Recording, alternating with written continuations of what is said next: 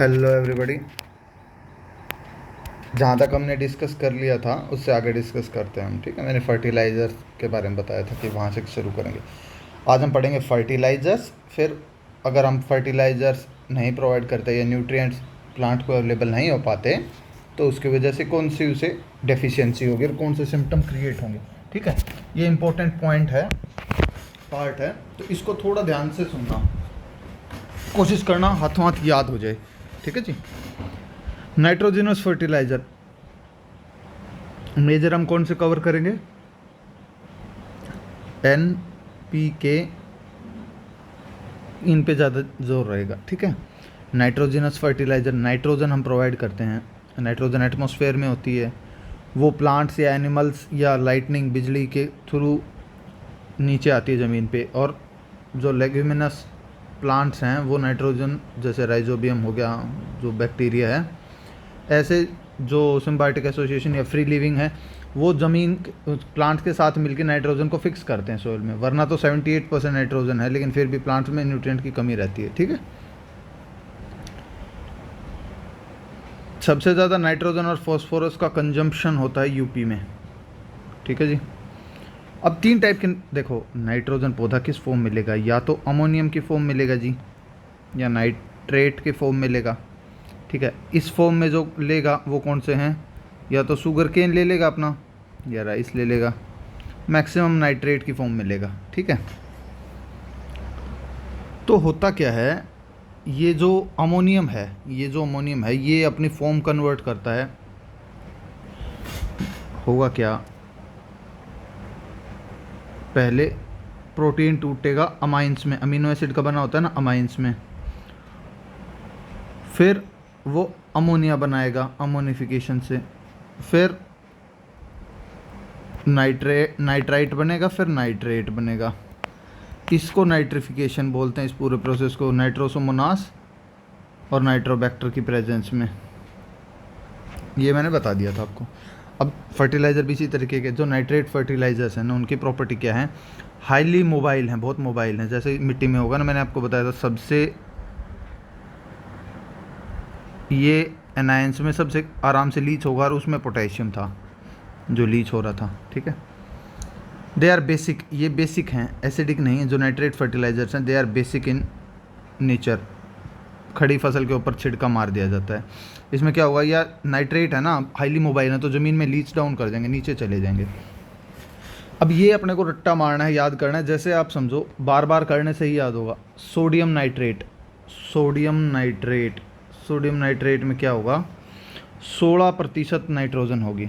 ये बताया ना मैंने क्या है, ये बेसिक हैं। तो ये गुड फॉर एसिडिक सोयल। जो एसिडिक सोयल है उनमें डालेंगे ना नाइट्रेट फर्टिलाइज़र को, तो ठीक है, पीएच को थोड़ा लोअर डाउन करेगी, इम्प्रूव करेगी।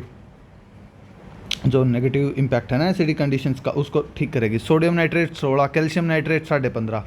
देखो, आप 15.5 बोलते हो या आप 15.5 बोलते हो, जैसे आपको याद रहे ना, मैं उस फॉर्म में बोलता हूँ। सोडियम नाइट्रेट में 16, सोडियम का जो नाइट्रेट है 16, कैल्शियम नाइट्रेट 15.5, पोटेशियम नाइट्रेट 13%, ये 11 से 13% लिख रखा, तो 13% nitrogen, 44% K2O। 13-44 potassium nitrate, 13% nitrogen और 44% K2O, ठीक है। फिर अमोनिकल फर्टिलाइज़र, कम लीचिंग होगी, लेकिन ये भी थोड़ा घुलनशील हैं, रेडिली सॉल्युबल इन सोयल। ये वाटरलॉग सोयल में काम आते हैं, जहाँ पानी भर रखा हो ना, अमोनिकल फर्टिलाइज़र, तो जैसे राइस में काम आ जाएंगे। एसिडिक रेजिडुअल, तो ये जब घुलते हैं तो एसिडिक बना देते हैं सोयल को। इनमें क्या होगा, या तो ये हवा में उड़ जाएंगे, वोलेटाइल हो जाएंगे। डीनाइट्रिफिकेशन क्या होता है, कैसा प्रोसेस, जिसे जो अवेलेबल नाइट्राइट या नाइट्रेट हैं वो नाइट्रोजन की फॉर्म में बना दें, इसे डीनाइट्रिफिकेशन कहते हैं। स्यूडोमोनास बैक्टीरिया करवाता है इसे, ठीक है जी, डीनाइट्रिफिकेशन। तो अमोनिकल फर्टिलाइज़र में क्या होता है, ये भी रेडिली सोल्यूबल हैं, लेकिन इनमें थोड़ी कम लीचिंग होती है नाइट्रेट के कंपैरिजन में। ये एसिडिक हैं रेजिडुअल में, वो कहते हैं basic in residual. Ammoniacal acidic हैं, उनमें लीचिंग और डीनाइट्रिफिकेशन हो रही थी, इसमें वोलेटलाइजेशन, हवा में चले गए और डीनाइट्रिफिकेशन हो रही है। इसके एग्जाम्पल अमोनियम सल्फेट में याद रखता हूँ 21 और 24.5, 21 है ना, अपन मेरे को ये याद रहता, 20.6, 20.5 से ऊपर है ना, 20.5 से, तो 21 बोल देता हूँ मैं। 21 और 24, अगर मोटा याद रखना तो 21 और 24। अमोनियम सल्फेट, अमोनियम सल्फेट 21 और 24 पॉइंट में है, इसमें 20.6 और 24.5 नाइट्रोजन। अमोनियम सल्फेट पहला नाइट्रोजन फिर सल्फेट, ठीक है जी। It is most suitable for paddy, tea, groundnuts and sugarcane. Paddy के लिए, शुगर केन के लिए, टी और ग्राउंड नट के लिए। गन्ना हो गया, पैडी हो गया, इनको अमोनिकल फॉर्म में चाहिए तो मैंने आपको बताई थी। टी है उसको भी चाहिए और मूंगफली है उसको भी चाहिए, ठीक है। अमोनियम क्लोराइड, अमोनियम क्लोराइड क्या है? 25.5%, 25.5% नाइट्रोजन। अमोनियम क्लोराइड आप है ना एक रफ नोटबुक लेके बैठा करो, उस पर है ना लिखते रहा करो, तब याद रहेगा। ऐसे याद रहता नहीं एक्चुअली। सारा मेमोराइज करने की चीज़ें हैं, जो कंसेप्ट होते हैं ना मैं आपको अलग से ही बता दूंगा। इसमें आप क्या कंसेप्ट करोगे, याद कर सकते हो, बार बार पढ़ोगे तो याद हो जाएगा। अमोनियम क्लोराइड 25.5, ये भी एसिडिक है, ठीक है। ये पैडी में यूज़ होता है, तो पैडी में अमोनियम सल्फेट और अमोनियम क्लोराइड दोनों यूज़ हो सकते हैं। अब जिसमें अमोनियम भी है और नाइट्रेट भी है, अमोनियम नाइट्रेट 33% नाइट्रोजन, हाइग्रोस्कोपिक है, बम के रूप में भी यूज़ किया जाता है, एक्सप्लोजिव है नेचर में। कैन देसी जिसे बोलते हैं किसान खाद, कैल्शियम अमोनियम नाइट्रेट, ये न्यूट्रल है नेचर में, ठीक है जी। अब अमाइड फर्टिलाइज़र होते हैं, देखो पहला कौन सा था, एक होता है अमोनियम फर्टिलाइज़र, एक होता है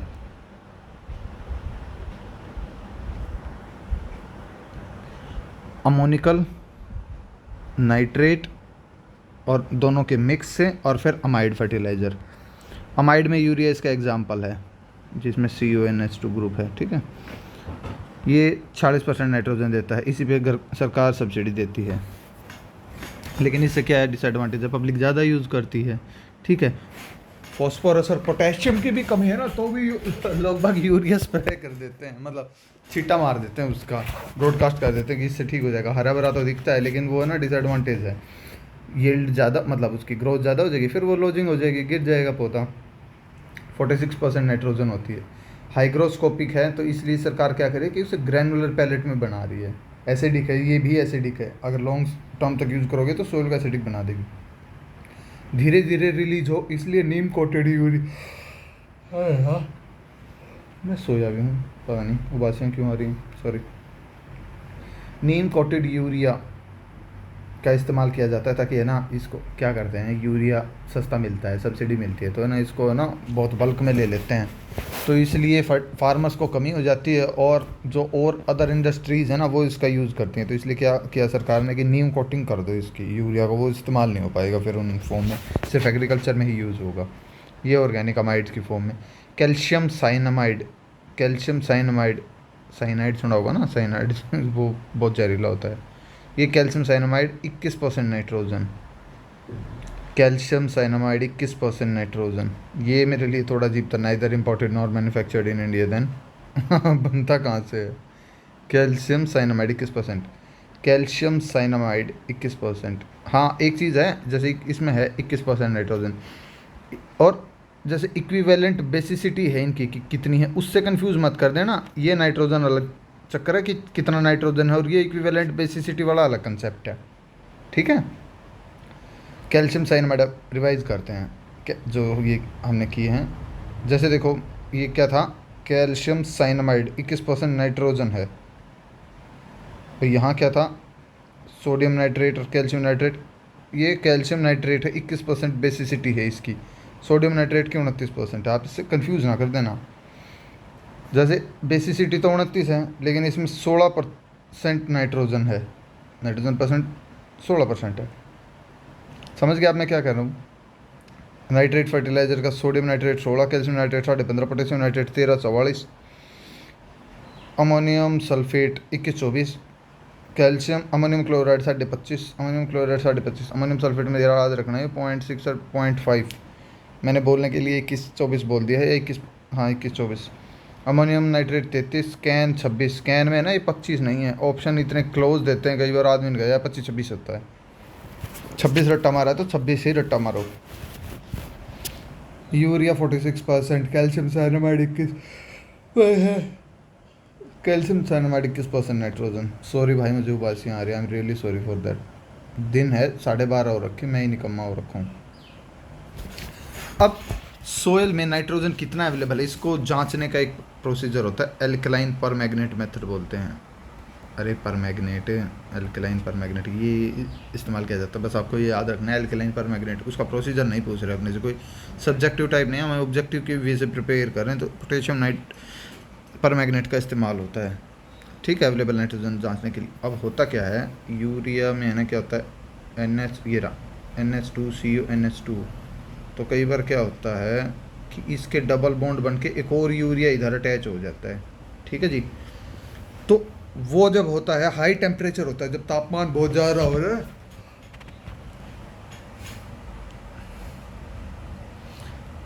तब बाइयूरेट बनता है और ये पौधे के लिए ख़तरनाक होता है।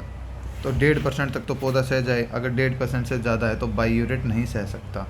Plant can not tolerate more than 1.5%। और अगर हमें खड़ी फसल में स्प्रे करना है, ये तो है बायोरेट की कंसंट्रेशन अगर हम वैसे अप्लाई कर रहे हैं सोइल में, और अगर फोलियर स्प्रे के फॉर्म में यूज़ करें तो 0.25, 1.5% और 0.25% बायोरेट की कंसंट्रेशन से कम होनी चाहिए। अब नाइट्रोजन के लॉस कैसे कैसे होते हैं, वोलेटिलाइजेशन, हवा में है ना अमोनिया या नाइट्रोजन बन के उड़ गया, डीनाइट्रिफिकेशन, नाइट्राइट बन रहा है या अमोनिया बन रहा है, फिर उससे नाइट्रोजन की फॉर्म में हो जाए सूडोमोनास की प्रेजेंस में, तो डीनाइट्रिफिकेशन, नाइट्रोजन हो गया, घूम फिर गया नाइट्रोजन हो जा तो डीनाइट्रिफिकेशन हो गया। लीचिंग हो गया जब नीचे चला जाता है पानी के साथ, जैसे नाइट्रेट फर्टिलाइजर्स में होता है, ठीक है जी। अब हम देखते हैं वोलेटिलाइजेशन, ऊपर हवा में अमोनियम की फॉर्म में चले जाना। Non biological loss of ammonium, alkaline condition में ज़्यादा होता है, ठीक है। पुअर ड्रेनेज है तब भी वोलेटिलाइजेशन होता है, सांस ही नहीं आ रहा तो वोलेटिलाइज होके उड़ जाएगा हवा में। सबसे ज़्यादा लॉस वोलेटिलाइजेशन में हो रहा है, तो इसलिए एल्कलाइन सोइल हो तो उसमें हम क्या करते हैं, 25% ज़्यादा नाइट्रोजन अप्लाई करते हैं, ठीक है। जो नाइट्रोजन का लॉस है अमोनिया का, वो वोलेटिलाइजेशन और डीनाइट्रिफिकेशन से होता है, मैंने बताया था। अमोनिया से क्या होगा, नाइट्रोजन बन जाएगा तो डीनाइट्रिफिकेशन, और हवा में नाइट्रोजन वैसे चली गई या अमोनियम की फॉर्म में चली गई तो वोलेटिलाइजेशन हो जाएगा। डीनाइट्रिफिकेशन, फॉर्मेशन ऑफ नाइट्रोजन और loss of gaseous form of nitrogen, मैंने बताया ना, यही डीनाइट्रिफिकेशन बोलता है, सूडोमोनास और बेसिलस की फॉर्म में। डीनाइट्रिफिकेशन और वोलेटिलाइजेशन हाई पीएच पर, तो जैसे मैंने ये अंडरलाइन कर रखा है मेरे लिए खुद के लिए, तो यानी कि मुझे ये जब मैं है ना पढ़ूंगा तो मुझे और याद है डीनाइट्रिफिकेशन, और ये इंपॉर्टेंट है, ये लाइन मैंने पढ़ ली। लीचिंग लॉस नीचे चला जाए। अब ये नुकसान हो रहे हैं, इनको रोकने के लिए हम क्या करते हैं, देखो जी, अगर वोलेटिलाइजेशन हो रहा है क्या करोगे, उसको प्रॉपर जगह पे डालेंगे। जैसे राइस में क्या होता है, 2 जोन होती हैं, ऊपरली 10 mm की तो होती है ऑक्सीडाइज्ड जोन, जहाँ हवा का प्रवाह हो रहा है, जैसे ये फील्ड है, हमने राइस का ट्रांसप्लांट कर रखा है, अब पानी यहाँ तक भर रखा है, ये जो ऊपर की लेयर है ये ऑक्सीडाइज्ड है क्योंकि हवा लग रही है यहाँ, इससे नीचे वाले को रिड्यूस्ड है, सांस ही नहीं आ रहा, ठीक है। तो हम इसकी एप्लीकेशन है ऑक्सीडाइज्ड जोन में और रिड्यूस्ड जोन में, ऐसी जगह करेंगे जिससे कि फर्टिलाइज़र का लॉस ना हो, ठीक है, मैं मोटा मोटा बता रहा हूँ। अब डीनाइट्रिफिकेशन है, ये बैक्टीरिया अवेलेबल है, पीएच ज़्यादा है तो ये होगा।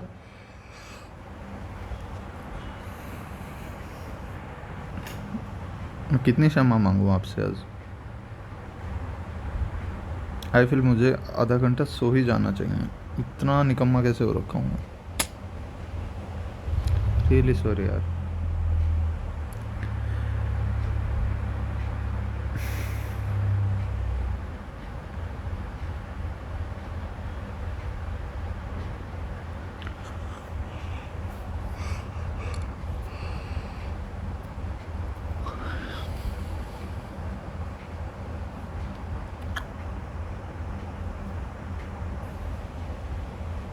चलो पढ़ते हैं, ऐसे तो नींद ही जीत जाएगी। अब ये प्रोसीजर हो रहे हैं, तो देखो नाइट्रिफिकेशन से क्या हो रहा है, नाइट्रिफिकेशन में क्या होता है जी, अमोनियम से क्या होगा, फाइनली नाइट्रेट बन जाएगा, ये नाइट्रिफिकेशन होता है, ये प्रोसीजर होता है और ये प्लांट इसे यूज़ कर लेता है, लेकिन ये ज़्यादा होगा तो ये लीच डाउन कर जाएगा। इस प्रोसीजर को रोकने के लिए हम क्या करते हैं, नाइट्रिफिकेशन इनहिबिटर का यूज़ करते हैं ताकि नाइट्रिफिकेशन को रोका जा सके, तो नाइट्रिफिकेशन को रोकना है तो नॉन नाइट्रेट फर्टिलाइजर में यूज़ करेंगे। नाइट्रेट में करते हैं तो काय का रोकेगा, वो पहले ही नाइट्रेट नाइट्रोजन की फॉर्म में। तो it is used in non nitrate fertilizers, जो अमोनियम प्रोवाइड करते हैं या अमोइड प्रोवाइड करते हैं, उन फर्टिलाइज़र में यूज़ किया जाता है नाइट्रिफिकेशन को रोकने के लिए, ताकि नाइट्रीफाइंग बैक्टीरिया को रोका जा सके। तो उसके एग्जांपल जो प्रोडक्ट आखिरी में बन के आता है ना, उसका है थायोयूरिया और ऑक्सामाइड। थायोयूरिया, ऑक्सामाइड, AM, नाइट्रोजन सर्व और नीम केक। थायोयूरिया के अंदर 36.8, 37% कह लो।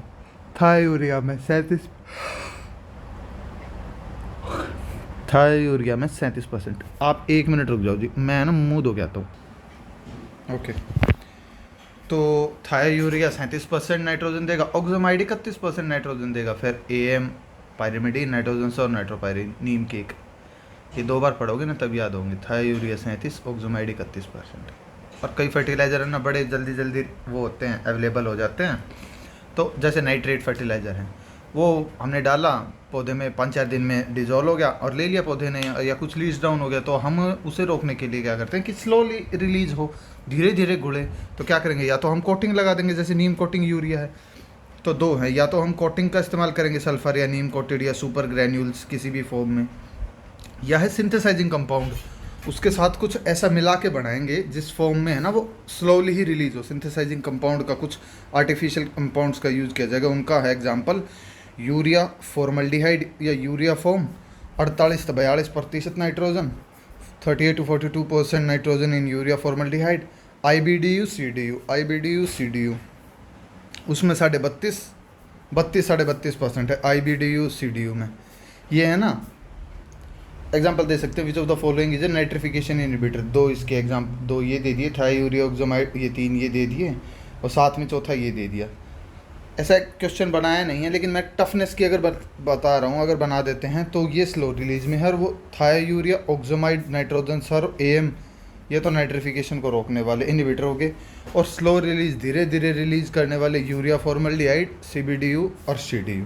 ठीक है, अब हो गए फॉस्फेटिक फर्टिलाइज़र। देखो फॉस्फेटिक फर्टिलाइज़र 3 टाइप के हैं, पानी में जो घुल जाते हैं, वाटर सोल्यूबल, दूसरा है सिट्रेट सोल्यूबल, जो सिट्रिक एसिड होता है ना उसके अंदर घुल जाते हैं, तीसरा है जो दोनों में ना घुले जी, पहला तो पानी में घुल जाए, दूसरा है सिट्रेट में घुल जाए, तीसरा है दोनों में ना घुले।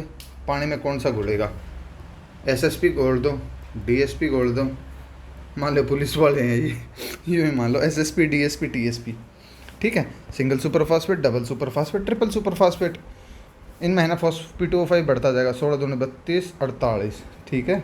ये हो गया पानी में जो घुल जाए, SSP, DSP, TSP पानी में घुल जाएंगे। SSP बहुत इंपॉर्टेंट है, बहुत ज़्यादा इंपॉर्टेंट है, 16% P2O5 है, 19% कैल्शियम है और 12% सल्फर है। 19% SSP single super phosphate contain 16% P2O5, 19% calcium and 12% sulphur.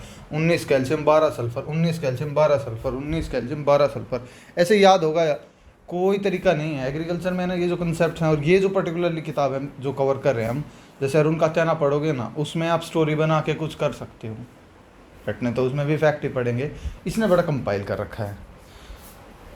Thank you for this book by Nimraj Sunda ji, गजब की किताब बना रखी बंदे ने, ठीक है। फिर DAP और MEP, डाई अमोनियम फॉस्फेट और मोनोअमोनियम फॉस्फेट। DAP में 18% नाइट्रोजन, 40% P2O5। ये देखो कितना सिंपल क्वेश्चन है, जैसे ये 18% नाइट्रोजन है ना, बच्चे ये क्वेश्चन आता है नॉर्मली और बहुत सिंपल क्वेश्चन है, ये भी गलत कर देते हैं।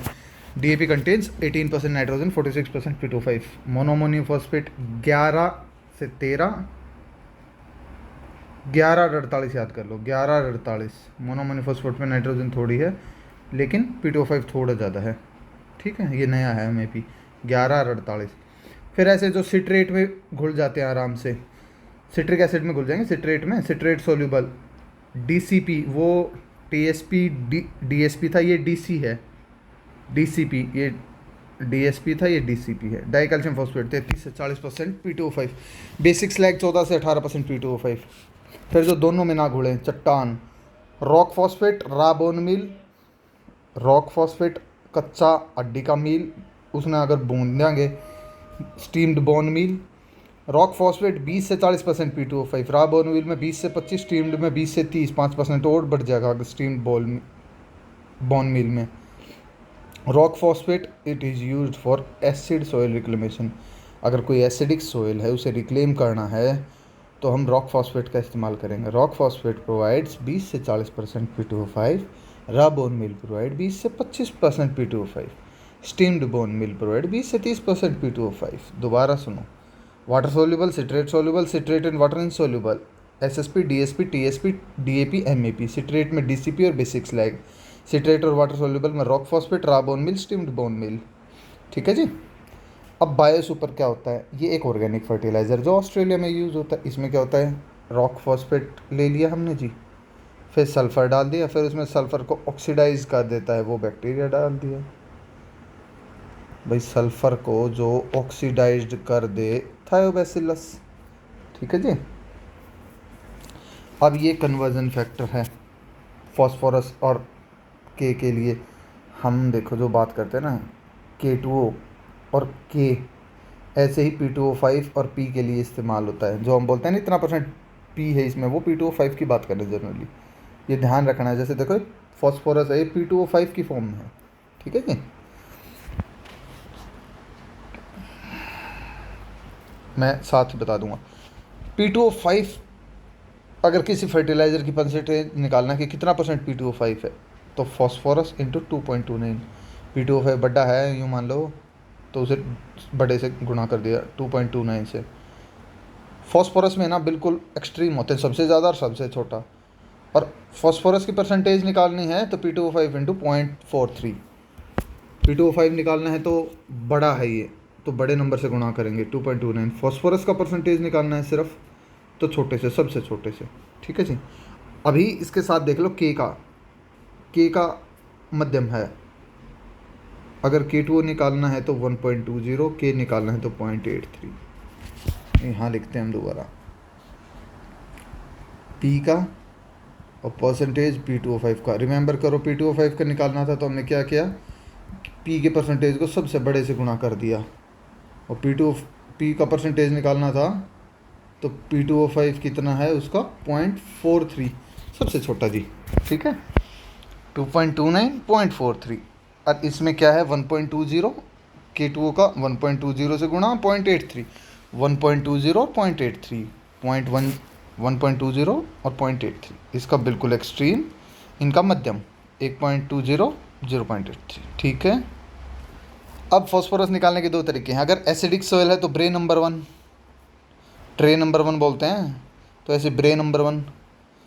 और दूसरा मेथड है, ये एसिडिक सोयल में होता है। दूसरा मेथड है, अगर नॉर्मल सोयल है या एल्कलाइन सोयल है तो उसमें यूज़ होता है ओल्सन मेथड, अमोनियम बाइकार्बोनेट का इस्तेमाल किया जाता है। ठीक है। Bray number 1 Olsen method are use to determine phosphorus presence. पोटेशिक सबसे ज़्यादा महाराष्ट्र में, वो क्या था, नाइट्रोजन फॉस्फोरस यूपी में, ये महाराष्ट्र में। फॉस्फोरस का यूज़ आपको सबको पता है, क्या करता है ये, रेजिस्टेंस प्रोवाइड करता है, अच्छी क्वालिटी प्रोवाइड करता है। सबसे ज़्यादा एक होता है KCl, पोटेशियम क्लोराइड, उसे बोलते हैं muriate of potash. K2O provide करता है 60% K2O। ठीक है। अगर कोई कह दे 60% K2O तो K कितना करता होगा, तो K का परसेंटेज क्या, कैसे निकालोगे, K का परसेंटेज क्या है, K2O इंटू 0.83 ये रहा। ठीक है। अब ये मुझे नहीं मिला, ये आप लोग ढूंढ के बताना। दिस फर्टिलाइज़र जो पोटेशियम क्लोराइड है, ये म्यूरेट ऑफ पोटाश बोलता है, ये एसिडिक और हैवी सॉइल के लिए होता है, लेकिन एल्कलाइन के लिए यूज़ नहीं होता। क्यों, आप लोग बताना, मैं ढूंढ लेता, फिर मैंने सोचा आप लोगों से पूछने का था क्वेश्चन। तो ये sugar cane, sugar beet, tobacco, tomato और पोटैटो में यूज़ नहीं होता, क्योंकि क्लोराइड सेंसिटिव क्रॉप्स होते हैं ये। ठीक है जी। टोबैको में क्वालिटी घट जाती है अगर क्लोरीन ज़्यादा यूज़ करते हैं। इसके बजाय म्यूरेट ऑफ पोटाश की जगह सल्फेट ऑफ पोटाश यूज़ करेंगे। ये पोटेशियम सल्फेट है, इसको सल्फेट ऑफ पोटाश बोलते हैं। 48% K2O, 17.5% सल्फर, ये इंपॉर्टेंट है। 48% K2O, उसमें क्या था 60% K2O, इसमें 48% K2O एंड 17.5% सल्फर।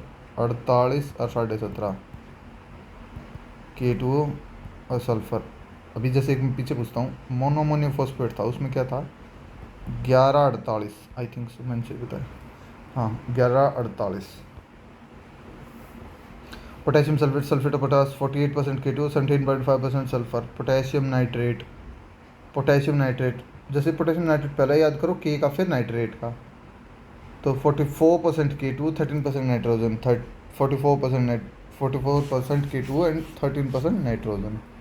ठीक है, ये हॉटी और वेजी में यूज़ होता है पोटेशियम नाइट्रेट। 13% K2 और 13% nitrogen, 44% K2, sorry. Activity ratio, ये एक वो है कि कितना अवेलेबल है प्लांट्स के लिए। भाई सीधी सी बात है, कैल्शियम मैग्नीशियम ज़्यादा होगा तो पोटेशियम कम होगा। ठीक है, तो ये रेशियो है एक्टिविटी के divided by under root of calcium और मैग्नीशियम के टोटल प्रेजेंस। पोटेशियम और सोडियम को जांचने के लिए होता है हमारे पास फ्लेम फोटोमीटर। अब है माइक्रो न्यूट्रिएंट्स का, इसमें ना और बकवास सी मार रखी है, आपको ये याद रखना। फेरस सल्फेट मैंने देखो टिक कर रखा है, ये आपको रट्टा मारना है। फेरस सल्फेट में 19% आयरन है, मैग्नीशियम में 26 है जी, जिंक सल्फेट में 36 है, लेकिन एक जिंक ऑक्साइड है जिसमें 78% है। जिंक सल्फेट में तो 36 है जिंक, लेकिन जिंक ऑक्साइड में 78% है जिंक। बोरेक्स में 11% है। कॉपर सल्फेट में कॉपर 22.5, कॉपर सल्फेट में 22.5, अमोनियम मोलिब्डेट में 54% मोलिब्डेनम। अब फिर से पढ़ो, ये 5 बार लिखोगे ना, जैसे फेरस सल्फेट में आयरन कितना है 19, मैग्नीज में है 26, जिंक में है 36, बोरेक्स में है 11, कॉपर सल्फेट में 22.5, ठीक है, अमोनियम मोलिब्डेट में 58, अमोनियम मोलिब्डेट में सॉरी 54। देखो मैंने दिमाग में रट रखा था लेकिन पता चला 54 है, अमोनियम मोलिब्डेट 54। अब आ गया जिप्सम, कैल्शियम सल्फेट 2 वाटर, इसमें क्या है 29 पहला है, सल्फेट 19 है, 29 जिप्सम है। एसएसपी का बताओ, एसएसपी का कमेंट करो, क्या था 16% P2O5 था, 19% सल्फर था, 12% कैल्शियम था। ठीक है ना नहीं, जानबूझ कर मन गलत होता है। 19% कैल्शियम है और 12% सल्फर है। ये क्वेश्चन में ना कई बार कंफ्यूज हो जाते, तो थोड़ा ध्यान रखना, 19 कैल्शियम है, 12 सल्फर है, 12 सल्फर है। जिप्सम अगर इसकी कमी हो जाती है तो ये कैल्शियम की डेफिशिएंसी होती है, तो ग्राउंडनट में भी इशू हो जाता है। अगर हमें रिक्लेम करना है तो 800 किलो गिरते हैं पर हेक्टेयर। अब फर्टिलाइज़र कैसे अप्लाई करोगे, या तो बेसल डोज, जैसे ही हम बो रहे हैं ना साथ के साथ में डाल दो तो वो बेसल डोज हो गया। कई उसे क्या करते हैं स्प्लिट डोजेज में डालते हैं कि अभी 50% डालना, फिर 25% करके डालना। तो ऐसे ही स्प्लिट डोजेज देखोगे आप नाइट्रोजन के व्हीट में और राइस में, कि 33% डाला जाता है उसमें, या 50-50 डाला जाता है, या 50% बिगनिंग में और 1/4 अलग अलग स्टेजेस में। वो आप याद करोगे, इंपॉर्टेंट है, मैंने बताया नहीं था कि आप खुद सर्च करो। फिर फर्टिलाइज़र को हम डीप प्लेस करेंगे इन paddy, ammonium ion incorporated in, जो अमोनियम मैं बता रहा था आपको, अमोनियम जो आयन है ना वो डाला जाता है रिड्यूस्ड जोन में। Ammonium fertilizer is provided in reduced zone. ठीक है, स्टार्टर डोज हम शुरुआत में ज़्यादा NPK की रेशियो डालते हैं ताकि भाई फसल सीडलिंग ग्रो कर जाए। ठीक है, अभी ये कुछ सुटेबिलिटी के बारे में बता रहा कि कौन सा फर्टिलाइज़र कहाँ किस सोइल में और किस कंडीशन में अवेलेबल होगा और कामयाब रहेगा। जैसे पोटेशियम सल्फेट, जहाँ क्वालिटी चाहिए हमें पोटेशियम सल्फेट यूज़ करेंगे, पोटेशियम क्लोराइड नहीं करेंगे क्योंकि क्लोराइड सेंसिटिव क्रॉप्स होती हैं। राइस क्रॉप में हम अमोनियम सल्फेट डालेंगे। अमोनियम सल्फेट क्या होता है, ये अमोनियम है, ये सल्फेट है। एसिडिक सोइल में हम रॉक फॉस्फेट डालेंगे, हम पीछे बता दिए। SSP यूज़ करेंगे, DAP यूज़ नहीं करेंगे। सलाइन और एल्कलाइन सोइल में ammoniacal fertilizers are not recommended क्योंकि वोलेटिलाइजेशन हो जाएगी जी। हिंदुस्तान की मिट्टी नाइट्रोजन और जिंक की कमी है, जिंक और नाइट्रोजन। ठीक है, फर्टिलाइज़र ग्रेड क्या होता है, कितना न्यूट्रिएंट है उसके अंदर।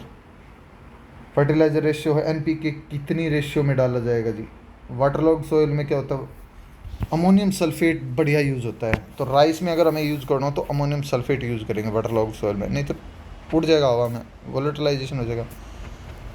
पोटेशियम सबसे सस्ता पोटेशियम क्लोराइड से मिलता है, लेकिन ये एसिडिक और हैवी सोइल में इस्तेमाल होता है, एल्कलाइन में नहीं। ठीक है। पोटेशिक फर्टिलाइज़र जिसके अंदर पोटेशियम क्लोराइड होता है, it is use for acidic and heavy soil but not for alkaline soil. Alkaline soil में ना ये क्लॉगिंग कर लेगा और पोटेशियम को भी अवेलेबल नहीं होने देगा एल्कलाइन में, फिक्स हो जाएगा सॉइल में। Denitrification bacteria Pseudomonas and bacillus, ये आपको पता है, नाइट्रोसोमोनास नाइट्रोबैक्टर का। नाइट्रोजन था यूरिया में 36.8 AM नाइट्रोजन और नाइट्रिफिकेशन इनहिबिटर हैं। एनारोबिक सॉइल है, सांस नहीं आ रहा मिट्टी ने। सल्फेट्स जो है ना, they are reduce to hydrogen sulphide. देखो क्या था, सल्फर से सल्फेट बनना, वो था Thiobacillus, oxidation of sulphur, Thiobacillus. और ये होता है एनारोबिक सॉइल में कि वो कंडीशन उल्टी हो रही है, रिडक्शन हो रहा है, तो ये होगा डी सल्फोविब्रियो की प्रेजेंस में। ठीक है, याद रखना, ये इंपॉर्टेंट है, डी सल्फोविब्रियो एंड थायोबैसिलस।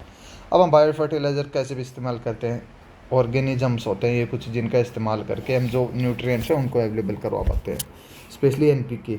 ठीक है जी, ये कई तरीके के होते हैं। फ्री लिविंग, अकेले से रह रहे मस्ती में, पौधा साइड में आ गया, उसको भी खाने को दे दिया नाइट्रोजन फिक्स करके कि जा तू भी जी ले ज़िंदगी। एसोसिएटिव, ये उन्हीं फसलों के साथ जुड़े मिलेंगे, कुछ फसलें हैं उन्हीं के साथ जाके वो बनाएंगे एसोसिएशन सा। हालांकि वो सिम्बायोटिक एसोसिएशन नहीं होता, लेकिन ये पर्टिकुलर क्रॉप्स के साथ एसोसिएट होना पसंद करते हैं, दे आर एसोसिएटिव। सिम्बायोटिक उन्हीं के साथ जिएंगे, दोनों एक दूसरे के बिना नहीं जी सकते। फ्री लिविंग में एरोबिक, एनारोबिक। एनारोबिक में क्लोस्ट्रीडियम, एरोबिक में अजोटोबैक्टर। अजोटोबैक्टर किस में होता है, ये इंपॉर्टेंट है, वीट, गेहूं में, चावल में, कॉटन, शुगर केन में। Free living that is Azotobacter. ठीक है, एनारोबिक क्लोस्ट्रीडियम। एसोसिएटिव में क्या है, एजोस्पेरिलम, सोरगम बाजरा। सोरगम बाजरा में एसोसिएटिव, सोरगम बाजरा में हम यूज कराएंगे एजोस्पाइरिलम। ठीक है जी। सिम्बायोटिक एसोसिएशन राइजोम का, राइजोबियम के वो दे रखे हैं बहुत सारे स्ट्रेन, ये इंपॉर्टेंट पूछे जाते हैं जी। सबसे पहले राइजोबियम जैपोनिकम, जापान का जो स्ट्रेन है वो कौन से क्रॉप में यूज़ होता है, सोयाबीन में, काओपी में, मूंगफली में, सनहैम्प में। 2 बार याद करोगे ना, याद हो जाएंगे। Soybean, cowpea, groundnut, sunhemp. Soybean, cowpea, sunhemp, groundnut.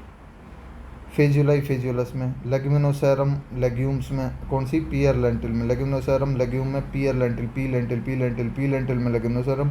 Phaseoli, phaseolus, japonicum, soybean, cowpea, groundnut, sunn hemp.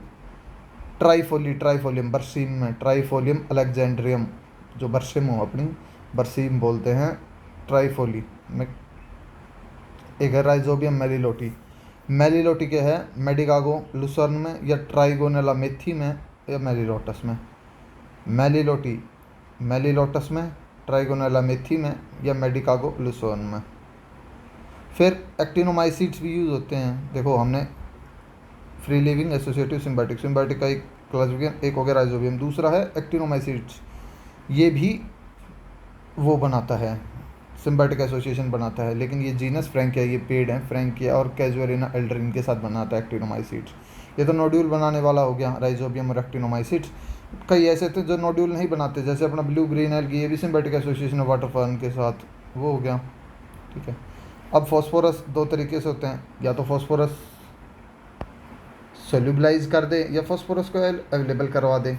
Phosphorus को घोलने वाले अलग हैं और फॉस्फोरस को एब्जॉर्ब करवाने वाले अलग हैं। फॉस्फोरस एब्जॉर्बर वैम, जैसे हम इसका नाम बहुत पढ़ते हैं, वास्कुलर आर्बस्कुलर माइक्रोजा, ये प्लांट्स के साथ एसोसिएशन बनाता है और ये फॉस्फोरस को एब्जॉर्ब करता है, घोलता नहीं है, जो है ना उसको ले लेता है। ठीक है, फॉस्फोरस एब्जॉर्बर है वैम।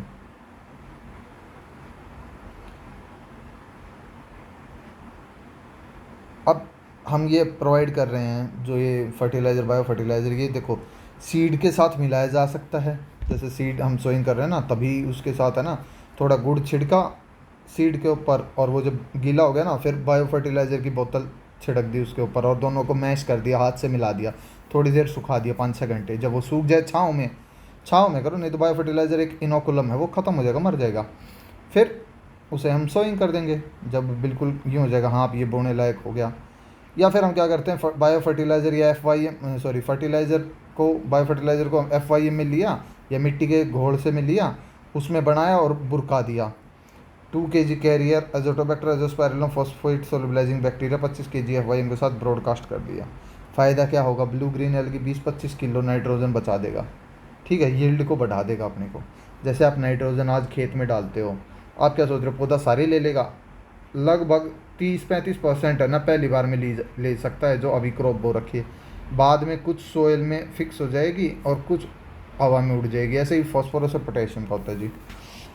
अब सोयल है, सोयल के अंदर कीड़े मकोड़े पौधे छोटे मोटे ये उगते रहेंगे। माइक्रोफ्लोरा और माइक्रोफोना दो चीज़ें होती हैं। माइक्रोफ्लोरा में क्या होता है, बैक्टीरिया, फंजाई, एक्टिनोमाइसिट्स और एल्गी। सबसे ज़्यादा बैक्टीरिया होगा, फंजाई एसिडिक कंडीशन में होगी, एल्गी तो वैसे ही कम होती है, ठीक है, सबसे कम होती है। फिर एक्टिनोमाइसिट्स, ये नॉर्मल से थोड़ा सा एल्कलाइन कंडीशन में होगा। अगर जनरल सोयल की बात करें हम, तो आम मिट्टी के अंदर बैक्टीरिया सबसे ज़्यादा होते हैं, फिर एक्टिनोमाइसिट्स, फिर फंजाई और एल्गी। एसिडिक सोयल में मैंने फंजाई बताया कि वो पसंद करती है, फिर बैक्टीरिया, एक्टिनोमाइसिट्स, एल्गी सब में कम है। एल्कलाइन सोयल में एक्टिनोमाइसिट्स, बैक्टीरिया, फंजाई, क्योंकि ये एसिडिक कंडीशन में होती है। माइक्रोफोना जो जीव जंतु रहते हैं, प्रोटोजोआ, अर्थवर्म, निमेटोड, वो हो गए, ठीक है। अब मैंने अपनी तरफ से एक क्वेश्चन सोचा कि माइक्रोफोना में सबसे ज़्यादा कौन से होंगे। जैसे उसके अंदर हमने नॉर्मल सॉइल में सोच लिया ना बैक्टीरिया है, इसमें सबसे ज़्यादा क्या होगा, अर्थवर्म, निमेटोड, प्रोटोजोआ। मेरे हिसाब से या तो निमेटोड होंगे, प्रोटोजोआ, अर्थवर्म तो वैसे ही नहीं होते इतना, ठीक है। एक बार समअप कर देते हैं, हम फर्टिलाइज़र पढ़ रहे थे जी, ठीक है, वो भी कई टाइप के होते हैं। नाइट्रोजन एनपीके को डिस्कस करना है। ये नाइट्रेट भी हो सकते हैं, अमोनिकल फर्टिलाइज़र भी हो सकते हैं, अमाइड भी हो सकते हैं, या मिक्सचर ऑफ अमोनियम और वो अमोनियम भी है और नाइट्रेट दोनों प्रोवाइड करते हैं। फिर ऑर्गेनिक, इनऑर्गेनिक, यूरिया ऑर्गेनिक है, इनऑर्गेनिक में कैल्शियम साइनामाइड है। दोनों मिलके हाई कंडीशन टेम्परेचर में बायोरेट बनते हैं। 1.5% और 0.25% से ज़्यादा नहीं होना चाहिए। नाइट्रोजन के लॉस होते हैं, या तो वोलेटिलाइजेशन होकर अमोनिया बन के हवा में उड़ जाएगी, या नाइट्रोजन बना देगी वो डीनाइट्रिफिकेशन के प्रोसेस से, या लीच डाउन हो जाएगी नाइट्रेट की फॉर्म में। उनको रोकने के लिए हमारे पास दो तरीके हैं, या तो नाइट्रिफिकेशन इनहिबिटर, नाइट्रिफिकेशन होने ही ना दें। नॉन नाइट्रेट फर्टिलाइजर में थाईयूरिया, ऑक्सामाइड, एम, नाइट्रोजन और नीम केक, और स्लो रिलीज में हम सिंथेसाइजिंग कंपाउंड या कोटिंग बैरियर का इस्तेमाल करते हैं। फॉस्फेट सोल्युबलाइजेशन, चाहे तो पानी में घोल दो, चाहे सिट्रेट में घोल दो, या सिट्रेट एंड वाटर सोल्यूबल। मैं रिवाइज कर रहा हूँ इसलिए थोड़ा फास्ट बोल रहा हूँ। Water soluble, citrate and water soluble. एक सब्सटेंस होता है जो ऑस्ट्रेलिया में यूज़ होता है, bio super. Rock phosphate, sulphur और सल्फर ऑक्सीडाइजिंग बैक्टीरिया का इस्तेमाल करते हैं। तो बायो सुपर से हमें फॉस्फोरस भी मिलेगा और सल्फर भी मिलेगा, ठीक है। कन्वर्जन फैक्टर पी और के मैंने बता दिए। फॉस्फोरस का सबसे ज़्यादा और सबसे कम, सल्फर के इसके के मीडियम है। ब्रे नंबर 1 और रोल्सन मेथड का इस्तेमाल होता है। महाराष्ट्र में पोटेशियम होता है, sulphate of potash, muriate of potash और पोटेशियम नाइट्रेट। ये इंपॉर्टेंट इसलिए, इसमें तो 60% K2 हो गया। Potassium sulphate, sulphate of potash में 48% और 17.5%, और पोटेशियम नाइट्रेट में 44% और 13%। 44% K2O और नाइट्रोजन 13%, 44 और 13, ठीक है। एक्टिविटी रेशियो होती है कि कितना जो पोटेशियम है वो कितना है सोइल में available. Micronutrient ferrous 19, manganese 26, zinc 36, zinc oxide 78, borax 11, copper sulphate 22.5, ammonium molybdate 58, gypsum में KO है 29-19, ठीक है। कैसे अप्लाई करते हैं फर्टिलाइजर्स को, या तो बेसल डोज में, या उसने गैर अप्लेस कर दो, या स्टार्टर डोज हैं, या स्प्लिट एप्लीकेशन है। कुछ सूटेबिलिटी बता रखें कि कौन सा फर्टिलाइज़र किस में यूज़ होता है। फिर बायो फर्टिलाइज़र के बारे में बताया हमने, भाई नाइट्रोजन फिक्स करनी है, फॉस्फोरस फिक्स करनी है। नाइट्रोजन कई फॉर्म में हो सकती है फिक्स, या तो फ्री लिविंग हो, मस्ती से रह रहा है अपना, आ गया तो ठीक है। कई एसोसिएटिव हैं, वही फसल मिलेगी तभी उसके साथ एसोसिएट करके वो बनाएंगे, ठीक है। तीसरा है सिम्बायोटिक एसोसिएशन। सिम्बायोटिक में क्या होता है जी, या तो नोड्यूल बनेगा या नोड्यूल नहीं बनेगा। नोड्यूल बनेगा तो राइजोबियम या एक्टिनोमाइसिट्स बनेगा, नोड्यूल नहीं बनेगा तो ब्लू ग्रीन एल्गी में नहीं बनेगा। फिर फॉस्फोरस दो तरीके के, या तो उसे घोल देगा या अवेलेबल करा देगा। हम अब ये फर्टिलाइज़र कैसे डालेंगे, या तो सीड इनोकुलम, सीड के साथ वो कर देंगे। सीड के साथ करने में याद रखना, एक पैकेट में 200 ग्राम होता है, ठीक है। और जनरल अगर कंसेप्शन के लिए तो 1 हेक्टेयर के लिए 3 पैकेट का इस्तेमाल होगी। तो देखें तो 600 ग्राम में काम बन गया। लेकिन आप है ना अरुण का 10 में पढ़ोगे तब पता चलेगा कितना चाहिए, उसकी पूरी वो दे रखी है। सॉइल इनोकुलेंट आप सॉइल के साथ मिला सकते हो, FIM के साथ मिला सकते हो। 20-25 kg नाइट्रोजन और 20-25% यील्ड बढ़ेगी अपनी। सोयल माइक्रोब्स 2 टाइप के होते हैं, या तो माइक्रोफ्लोरा या फोना। भाई एसिडिक सोइल में तो फंजाई ज़्यादा होगी और नॉर्मल सोइल में अपने पास बैक्टीरिया होगा। स्लाइटली एल्कलाइन होगी तो एक्टिनोमाइसीट्स होगा। प्रोटोजोआ, अर्थवर्म्स, निमेटोड, माइक्रोफोना है सोइल की। सॉरी मैं इसमें झपकी ली मैंने, थोड़ी सी उबासी आई मुझे ना, झपकी तो नहीं ली। I am really sorry for that. ठीक, आगे है ना हम कवर करेंगे सोइल की डेफिशिएंसी को। ये फर्टिलाइज़र हमने पढ़ा। अब भाई ये फर्टिलाइज़र नहीं डालते तो क्या होगा वो बताते हैं अगली वीडियो में।